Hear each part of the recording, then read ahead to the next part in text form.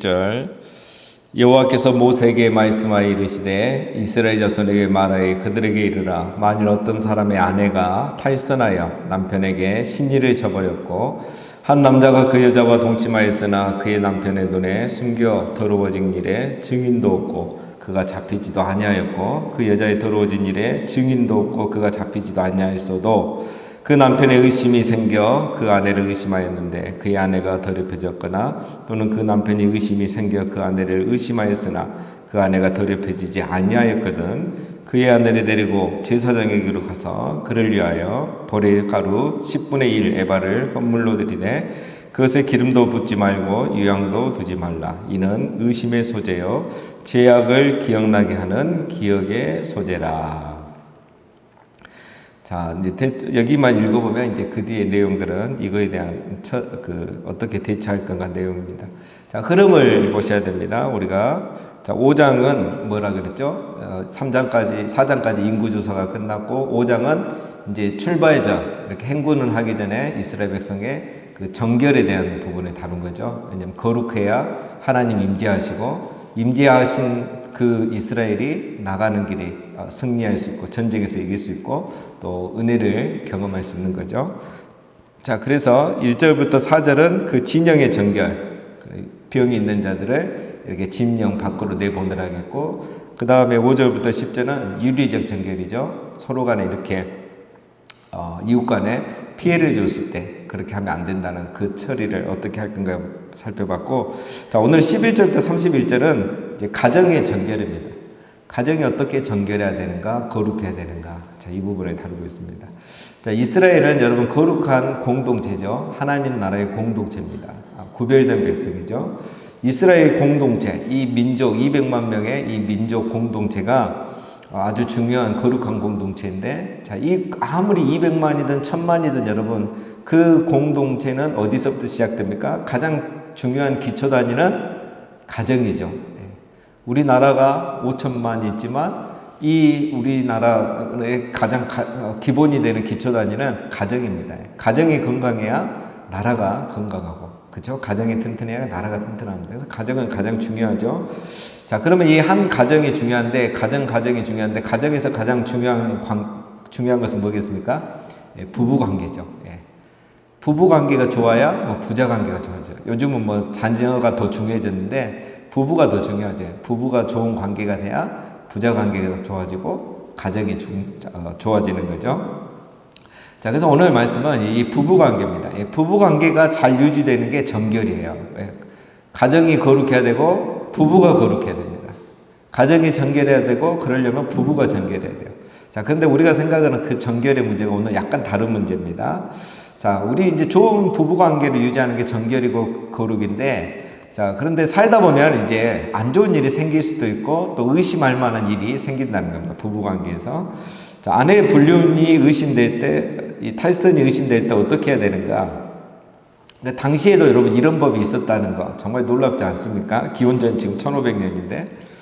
자, 오늘 이 말씀을 읽으면 이제 황당하기도 하고 이제 다 읽어보면 굉장히 황당하기도 한 그런 내용들이 있는데, 자, 근데 이게 굉장히 여러분 그 시대 관점에서 보면 굉장히 은혜로운 법이고 좋은 법입니다. 그 당시에 여러분 이 여성들은 굉장히 권위가 이렇게 소외된 계층이었잖아요. 그러니까 여인들은 이렇게 받았다는 것만으로도 버림받을 수 있어요. 그 남자가 여자 아내를 버리기 위해서 의심거리를 만드는 거죠. 그래서 쉽게 버림받을 수 있는 게 그 당시의 여인이었습니다. 그래서 못된 남편은 아내에게 죄를 뒤집어 씌우고 또 이렇게 세장가 가는 경우도 있습니다.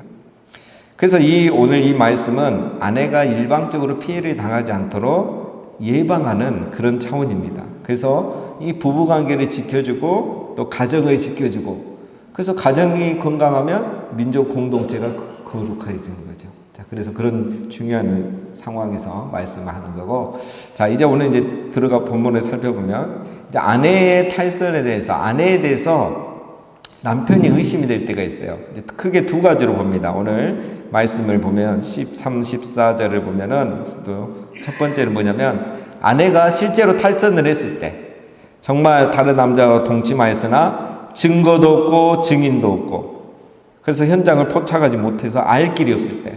근데 분명히 의심은 되는 거. 그 다음에 두 번째 경우는 아내가 아무것도 하지 않았는데 잘하고 있는데 남자가 의심이 될 때. 이거는 뭐 이제 병적으로 의심할 수도 있고 괜히 뭐 오해를 해서 의심할 수도 있겠죠. 어쨌든 그런 실제 사건은 없는데 의심하게 될 때 어떻게 해야 되느냐. 자, 이때 이제 하는 이 제사가 뭐라고 합니까? 15절에 보면 의심의 소재요, 또 기억의 소재라. 이렇게 해서 오늘 나옵니다. 자, 그리고 이제 16절 이하에 이제 이 소재, 의심의 소재, 기억의 소재를 어떻게 드릴 건가? 그러니까 이 소재 제사를 통해서 하나님 앞에 이 유무죄, 죄의 유무를 판단받는 겁니다. 자, 보면은 이제 15절에 그의 아내를 데리고 제사장에게로 가서 어떻게 하랍니까? 보리가루 10분의 1 에바를 헌물로 드리라라는 겁니다. 굉장히 복잡합니다. 그리고 이 헌물에는 기름을 붓지 말고 유향도 두지 말라. 자, 이게 굉장히 섬세하신 하나님의 배려죠. 밀가루가 아니라 보리가루를 하라는 거야. 그러니까 가난한 자도 누구든지 할 수 있는 거예요. 뭐 돈이 없어서 곡식이 없어서 제사를 드리지 못하고 그냥 난 내 아내를 버리겠다 이렇게 못하는 거예요. 그냥 보리 10분의 1 에바니까 그냥 하면 돼요. 누구든지. 그 다음에 기름도 붓지 말고 유황도 붓지 말랬죠. 그러니까 돈 들 게 없어요. 뭐 기름 유황 부으면은 좀 이제 부담이 될 수 있는데 그런 것도 하지 말라는 거예요. 이거 그냥 가장 기초 단위입니다. 그리고 또 기름 붓고 뭐 유황 부을 일도 아니잖아요. 사실 이 자체가. 그렇기 때문에 그런 거 붓지 말고 보리 가루 10분의 1 에바만 가지고 하나님 앞에 이제 소재로 드리라는 겁니다. 자, 그 다음에 이제 뒤에 내용 이제 17절 이하에 읽어보면 이제 이렇게 내용이 나옵니다. 한번 읽어보시면 되는데, 그 다음에 이제 이 소재를 토기에 담고 거룩한 물에 담아서 이제 의심의 소재를 이렇게 가지고 여자가 이 여인이 이제 이걸 들고 맹세를 하는 겁니다. 그래서 이제 나중에 결국은 어떻게 하냐, 뒤에 쭉 읽어보면 죄가 없으면 이 소재의 물을 마셔도 아무 일은 하지 않고, 근데 이제 정말 죄가 있게 되고 탈선을 했다. 그러면 어떤 일이 일어나느냐? 21절에 이제 그 내용을 말합니다. 제사장이 그 여인에게 저주의 맹세를 하게 하고 그 여인에게 말할지니라. 여호와께서 내 넓적다리가 마르고 내 배가 부어서 내가 백성 중에서 저주거리 맹세거리가 되게 하실지라. 이 저주가 되게 하는 이 물이 내 창자에 들어가서 내 배를 붓게 하고 넓적다리를 마르게 하리라 할 것이요 이 여인은 아멘 아멘 할지니라. 그러니까 이제 이 물을 마시고 나서 정말 이제 뭐죠? 그러니까 정말 실제 죄가 있으면은 여자에게 이제 이런 배가 부어오르고 병이 생겨서 배가 부어오르고 이렇게 한다는 거죠. 자, 이런 일이 생길 것이다 할 때 여인은 아멘 아멘. 내가 죄가 있으면 그런 일이 생겨도 됩니다. 아멘. 내가 죄가 없으니까 상관없습니다. 아멘. 이렇게 할 수 있다는 거예요. 자, 그래서 여러분, 이 여인이 결백하면 크게 아멘 할 거 아닙니까? 그렇죠? 나 진짜 의심 받느니 내 결백을 증명하겠다. 여인이 죄가 있으면 어떻게 되겠어요?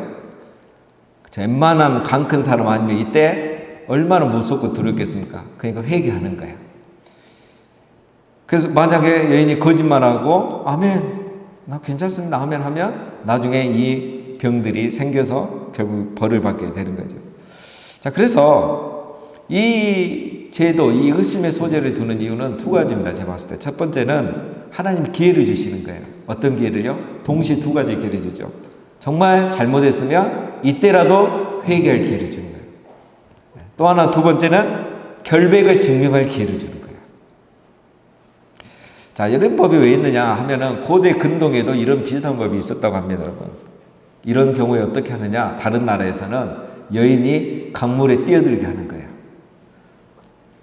의심하는 남편은 안 뛰어들고 여자만 뛰어드는 거예요. 얼마나 불공평합니까? 그래서 물 위에 뜨면은 여인이 무죄고 물에 가라앉아 죽으면 그거는 죄가 있다는 걸로 신이 그렇게 벌을 내린 걸로 간주하는 거예요. 그러니까 이런 법들이 여러분 여성의 인권을 완전히 무시하는 거예요. 이 남성 중심의 법이죠. 그런데 오늘 이 의심의 소재는 뭡니까? 의심의 법은 여성의 인권을 배려하는 거예요. 그럼 물에 빠지면 당연히 죽죠. 수영 못한 사람. 그런데 이 의심의 소재는 하나님이 정직한 사람을, 그리고 의인을, 그리고 연약한 여성을 하나님이 지켜주겠다는 법인 겁니다. 하나님이 판단하시는 거예요. 운에 맡기는 게 아니에요. 하나님이 직접 판단해 주겠다는 거죠. 그러므로 여러분 오류가 없는 거죠. 실수가 없는 거죠. 여러분 여성들이 이렇게 하는 경우, 이런 경우는 사실 거의 별로 없지 않습니까? 이런 문제가. 그러니까 이 아내들이 더 당당하게 응해서 무죄를 증명할 기회를 얻게 되는 거죠. 자, 이렇게 해서 이제 의심의 소재가 26절에 보면 시작이 됩니다. 제사장은 26절, 제사장은 그 소재물 중에서 한 움큼을 취하여 그 여자에게 기억나게 하는 이 소재물로 제단 위에 불사르고 그 위에 여인에게 그 물을 마시게 할지라. 그 다음에 27절, 그 물을 마시게 한 후에 만일 여인이 몸을 더럽혀서 그 남편에게 범죄하였으면 그 저주가 되게 하는 물이 그 속에 들어가서 쓰게 되어 그의 배가 부르며 그의 넓적다리가 마르니 그 여인이 그 백성 중에서 저주거리가 될 것이라. 그러나 여인이 더럽힌 일이 없고 정결하면 해를 받지 않고 임신하리라. 이는 의심의 법이니 아내가 그의 남편을 두고 탈선하여 더럽힌 때나 또는 그 남편이 의심이 생겨서 자기 아내를 의심할 때에 그 여인을 그 여호와 앞에 두고 제사장이 법대로 행할 것이라. 남편은 무죄할 것이요 여인은 죄가 있으면 당하리라. 자, 그 물을 마시고 나서 진짜 죄가 있으면 아까 자기가 말한 대로 선사한 대로 그대로 되고 죄가 없으면 아무 일이 없고 정상적으로 앞으로 또 애를 가질 수 있고 임신할 수 있고 건강하게 살 수 있다 이거죠. 자, 이거는 뭡니까 여러분? 이 마시는 물의 능력이 있는 게 아니죠. 물의 능력이 있는 게 아니라 범죄했으면 회개의 기회를 주는 거고 무죄하면 결백의 증거를 이렇게 주기 위한 그 법입니다. 여러분 이 과정을 겪게 되면 어떤 마음이겠습니까? 이 여인이 정말 죄가 있으면 얼마나 두렵고 공포감에 시달리겠어요. 그러다가 정말 자기 속이고 끝까지 그러다가 죽을 수도 있고 정말 회개할 수도 있고 그렇죠. 그러나 죄가 없으면 남편에게 의심받고 사느니 자신의 결백을 증명하고 떳떳하게 살 수 있는 또 그런 좋은 기회인 것입니다. 그래서 우리가 현대 관점에서는 뭐 이해하기 어려운 법 같지만 어떤 여성들의 인권이 없던 시대에는 이 아내가 억울하게 피해를 당하는 일을 막기 위한 법이 바로 이 법입니다. 그래서 남편들이 아내를 함부로 의심하거나 함부로 또 버리거나 자기의 욕심을 위해서 이 아내를 이용하거나 버리지 못하도록 하나님께서 그 당시에 연약한 이 여성들을 지키게 한 법인 겁니다. 자, 그래서 이 하나님의 이 궁극적인 목적은 뭡니까? 오늘 이 법 자체는 어떤 죄에 대한 심판을 말씀하고자 하는 거 아닙니다. 오늘 이 의심의 소재, 의심의 법에 대한 궁극적인 목적은 부부관계가 의심의 관계를 벗어나서 신뢰와 사랑의 관계를 가져야 된다라는 것입니다. 그래야 부부관계가 거룩하고 정결해야 그 가정이 화목하고 그렇죠. 죄가 있고 그에 따라서 서로 의심하면 얼마나 안 좋습니까? 여러분 부부관계의 최대의 적은 의심입니다. 부부관계는 여러분 혈연으로 맺어진 관계이죠. 혈연으로 맺어진 관계가 아니죠. 자식은 혈연으로 맺어진 겁니다. 그러니까 자식은 평생 내 자식이잖아요. 죽어도 내 자식이고 못돼도 버릴 수 없고 항상 내 자식인 겁니다. 좋으나 싫으나. 그러나 부부관계는 도장 하나면 1시간 뒤에 남이 돼버리는 게 부부관계예요.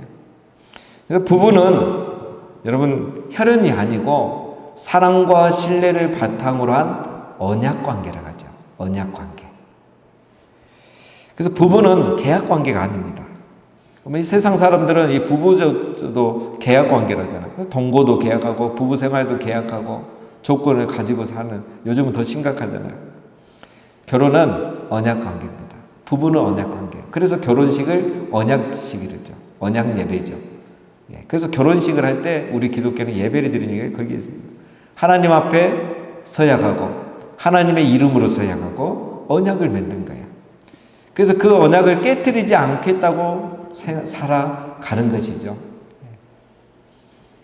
그래서 부부관계는 언약으로 맺어진 관계이기 때문에 죄로 말미암아서 깨지지 않는 것은 당연한 것이고 의심 때문에 이 관계가 깨어지거나 소홀히 돼서는 안 된다는 게 오늘 본문의 말씀입니다. 여러분 이 부부 상담하는 분들의 그 이야기를 듣고 통계를 보면 부부관계가 깨지는 1순위 첫 번째 가장 많은 이유는 뭐냐면 의외로 성격 차이라요. 성격 차이 때문에 이제 결국 못 참고 이제 거기다 보면 이제 폭력이 되고 가정폭력. 그리고 두 번째가 뭐냐면 배우자 외도라는 거예요. 의심이라는 거예요. 의심. 이게 심각하다는 거예요. 그래서 여러분 부부관계는 죄 때문에 또는 의심 때문에 깨지게 되는데 이 의심의 법은 특별히 간음한 여인을 처벌하기 위한 법이 아니라 아내에 대한 남편의 의심을 해결하는 데 목적이 있다는 것입니다. 부부관계를 회복하고 가정의 정결을 유지하는 게 목적인 거예요. 그래서 의심 때문에 부부의 관계가 깨어져서도 안 되고 남편의 욕심 때문에 부부관계가 깨어져서도 안 되고 아내의 탈선 때문에 부부관계가 깨어져서도 안 된다는 겁니다. 왜냐하면 가정은 너무 소중하고 그 소중한 가정의 가장 중요한 것은 부부관계라는 거예요. 그래서 부부는 서로 사랑하고 신뢰함으로 하나됨을 힘써 지켜서 이 거룩한 관계를 계속 유지해야 화목한 가정, 건강한 가정이 생기고 그렇게 한 가정 한 가정이 잘 세워질 때 교회가 건강하고 이스라엘 공동체가 건강하고 그런 민족이 이 땅에 생육하고 번성해야 하나님의 나라가 이 땅에 임하게 되는 것이죠. 자, 그래서 이 5장은 이 정결에 대한 부분을 다루고 있습니다. 오늘은 가정의 정결, 그 다음에 어제 앞부분은 이웃과의 관계의 정결. 그래서 조그마한 피해도 쉽게 피해주고 그냥 잊어버리면 안 되고 그 물질적인 피해를 보상해주고 20%를 더 더해서 보상하고 하나님 앞에 순장을 드리고 또 속건제를 드려야 된다. 그래서 이웃과 안에 이렇게 좋은 관계를 또 정결하고 거룩한 관계를 유지해야 된다. 그리고 또 오늘 말씀은 가정이 정결해야 된다. 이 말씀을 함께 살펴봤습니다. 우리 가정에서 우리 모든 부부관계가 여러분 사랑과 신뢰의 관계가 되기를 바라고 교인들 간에도 마찬가지입니다. 우리는 교회 안에서 한 가족이잖아요. 성도 간에 서로 의심하거나 비난하면 안 되고 하나님 안에서 서로 사랑하고 신뢰하면서 좋은 관계, 우리 안에 거룩한 관계를 유지해가는 것이 중요합니다. 가정에서나 교회에서나 항상 거룩하고 정결한 이 관계를 유지하는 우리 모두가 되시기를 주님의 이름으로 축원드립니다.